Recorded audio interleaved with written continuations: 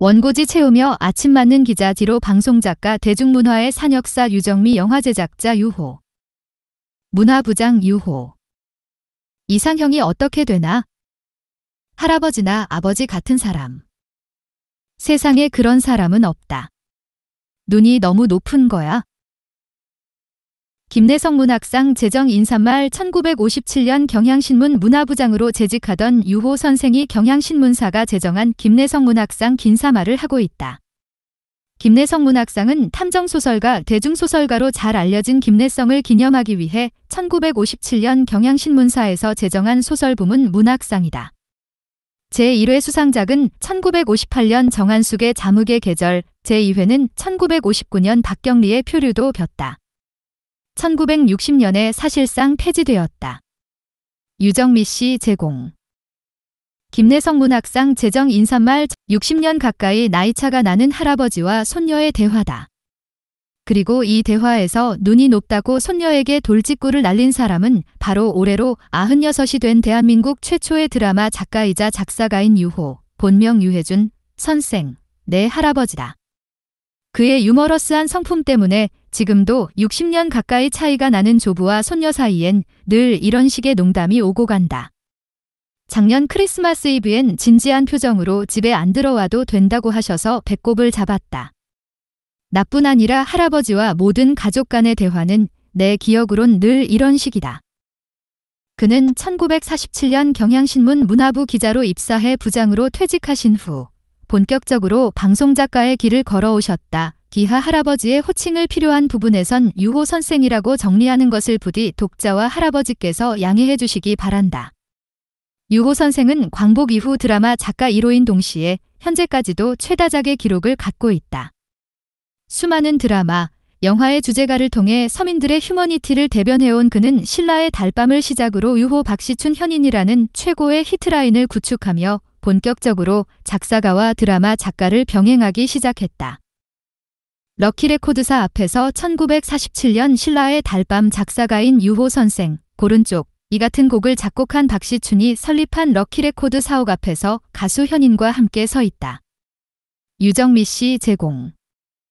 2011년 보관문화훈장을 받았고 2002년 방송인 명예의 전당에 올랐을 정도로 한국 대표 드라마 작가인 그는 1939년 서울 제2고등보통학교 현경복고를 졸업하고 일본으로 유학, 1942년 제국미술학교 도안공예과 2년을 수료했다.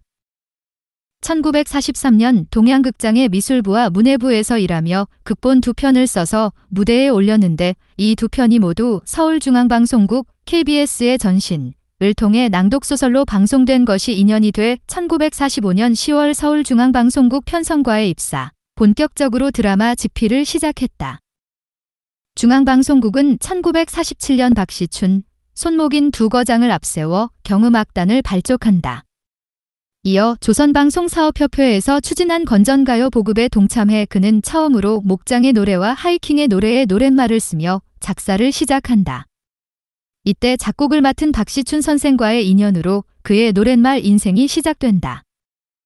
유호 선생이 본격적으로 대중가요 작사가로 활약하기 시작한 것은 방송국에서 경향신문 문화부로 직장을 옮기면서부터다. 1947년 신라의 달밤, 노래 현인, 이 그 시작인데 시공관, 당시 명치자, 무대에서 처음 발표될 당시 9번의 앙코르를 받기도 한 이 노래의 빅히트를 계기로 박시춘 선생은 럭키레코드사를 설립했다.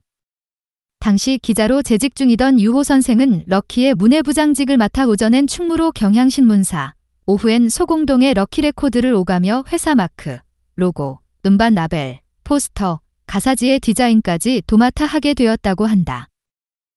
이때의 경향신문은 소설가, 작가 등 다양한 문인들이 기자로 재직하며 활약하던 시절이었고 유호 선생의 직속 상관인 문화부장 김광주 선생의 배려로 투잡이 가능했다고 과거 인터뷰에서 직접 밝힌 바 있다.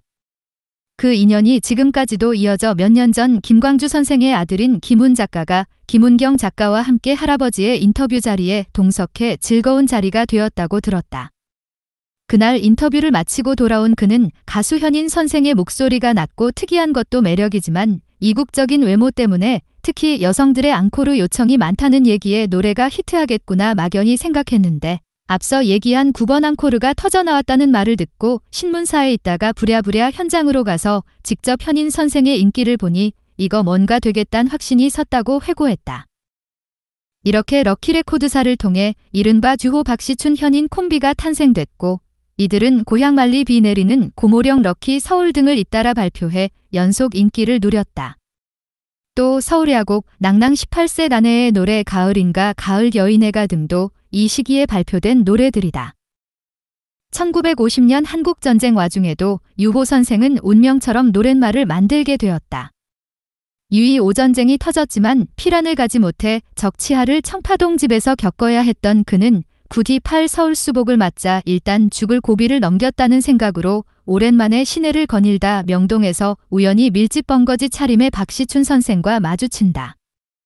이들은 오랜만에 해후에 기뻐하며 필동 박시춘 선생의 집으로 자리를 옮겼는데 그날 밤 전우야 잘 자라가 만들어진다. 전우의 시체를 넘어 앞으로 낙동강아 잘 있거라 우리는 전진한다 권한이야 피에 맺힌 적군을 무찌르고서 꽃잎처럼 떨어져간 전우야 잘 자라. 이 노래는 곧바로 육군본부 정훈국을 통해 전군의 악보가 뿌려지며 군의 사기를 한껏 북돋웠다고 한다. 진격의 주제곡이 된 이 노래는 일사후퇴의 즈음의 육본에 의해 금지됐는데 2절의 화랑담배 연기 속에 사라진 전우야란 대목이 불길하다는 것이 그 이유였다. 노래는 휴전 이후에야 복권되었다. 이후 정훈국의 의뢰를 받아 본격 군가를 작사했는데 지금도 장병들에게 익숙한 군가 진짜 사나이가 그때 탄생된 작품이다. 이렇듯 유호 선생은 늘 의미가 부여된 노래와 인연이 깊다. 광복을 기념한 노래 신라의 달밤, 해방의 기쁨을 노래한 럭키 서울, 전쟁 중에 만들어진 진중가요 전우야 잘 자라, 그리고 일사후퇴 때는 군인들 사기 양양을 위해 만들어진 전선야곡 등이 그 예다. 육본 정훈국 문해중대에 예속되었던 모슬포 육군 제1훈련소 시절에 제주도 온 김에 이곳에 노래 하나 떨어뜨리고 가자고 의기투합해 만든 노래가 삼다도 소식, 피란수도 부산을 떠나며 만든 노래가 이별의 부산 정거장이다. 개인적으로는 할머니가 생전에 들을 때마다 눈을 감고 아련한 표정을 지으셨던 노래가 몇 곡 있었는데 그중 하나가 이별의 부산 정거장이다. 1.4후퇴 당시 문해대 소속인 할아버지 때문에 따로 피란을 떠날 수밖에 없었던 할머니와 할아버지의 사연이 담겨 있기 때문이다. 할아버지는 당시 피란 수도인 부산에서 만나기로 했던 어머니와 아내, 아들들을 찾으려고 부산을 샅샅이 뒤졌다고 한다. 우여곡절 끝에 다시 아내와 가족을 만난 할아버지는 피란길에 운명을 달리한 갓난쟁이 둘째 아들을 제 손으로 묻었다.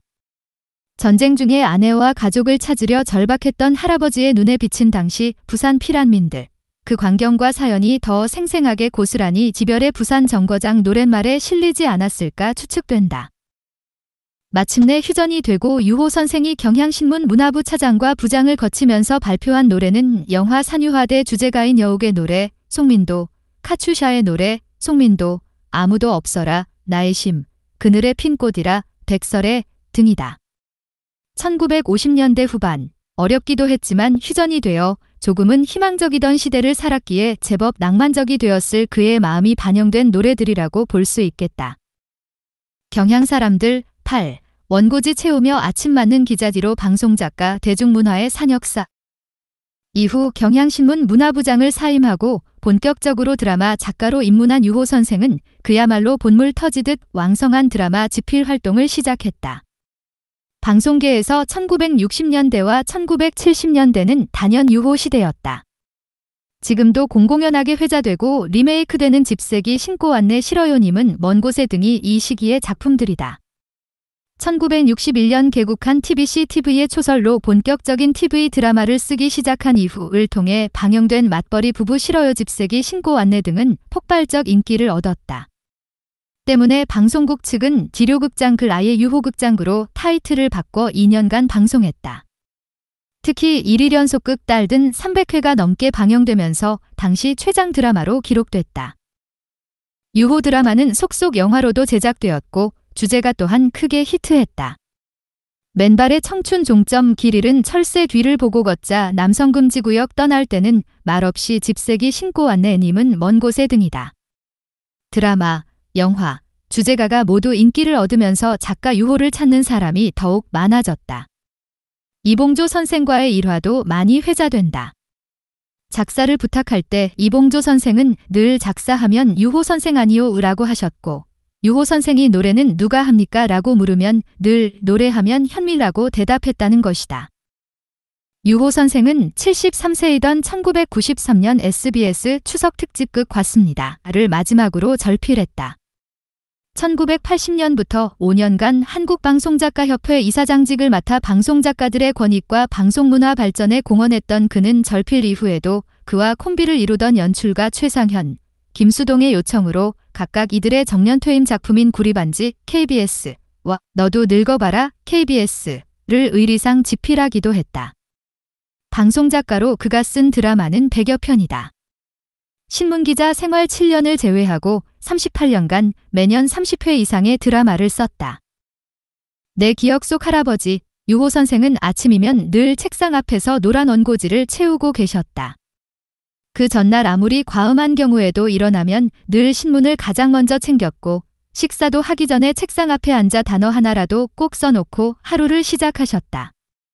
그리고 절필한 뒤에는 사실 더욱 바쁘셨던 것으로 기억된다. 늘 작가, 탤런트, 영화배우 등 수많은 방송연예계 선후배들의 전화가 끊이지 않았고, 아주 특별한 이유를 제외하고는 딱히 거절하신 기억이 없다. 어쩌면 가족보다도 선후배들과 보낸 시간이 더 많았을지도 모른다. 그 정도로 본인의 직업을, 시대의 희로애락을 기꺼이 누리셨던 분이고, 함께한 모든 일을 마음으로 따뜻하게 품을 줄 아는 선배였을 거라고 생각한다.